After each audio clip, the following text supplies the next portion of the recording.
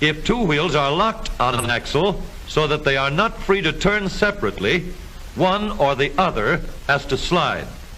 So engineers had to find a way to connect both rear wheels to the engine without sliding and slipping on turns. The device which makes this possible is a part of the rear axle. It is called the differential because it can drive the rear wheels at different speeds. The differential looks complicated, but once we understand its principle, it is amazingly simple. These two wheels are mounted on separate axles and supported by a frame so that they can revolve freely at different speeds. Let's fasten a spoke on the inner end of each axle so that by turning the spokes, we can turn each wheel separately. With a bar or crosspiece, we can turn both wheels in the same direction at the same rate of speed.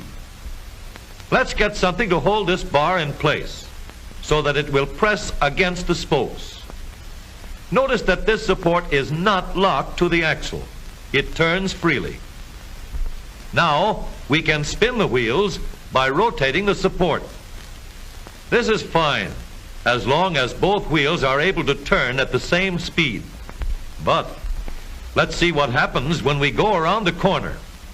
With this arrangement, we cannot drive one wheel faster than the other. And if we stop one wheel, the other wheel won't budge. Let's put this bar on a pivot so that it can swing in either direction.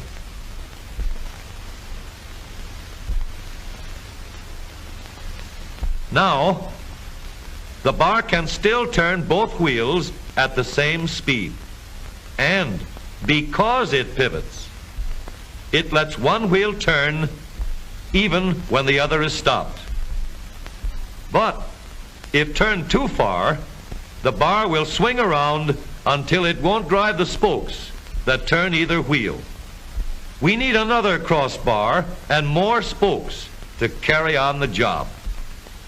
When we stop one wheel, the crossbars will continue to push the spokes of the free wheel around. As long as both wheels are free to turn, the bars do not swing on their pivot and the wheels move at the same speed. Now we have the working principles of a differential.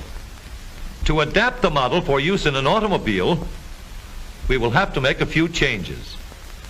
In order to reduce the jerky action caused by wide spaces between the spokes, we will put in more spokes.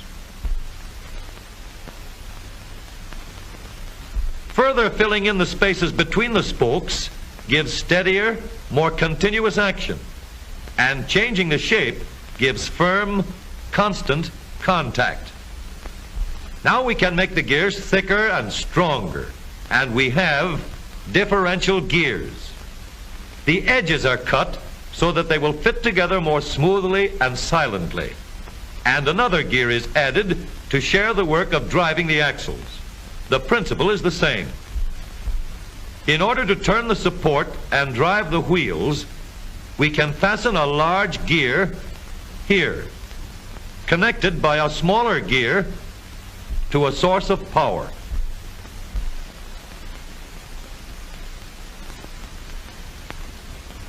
Every part of the rear axle has been built to withstand strains far greater than it will ever meet on the straightaway or around the corner.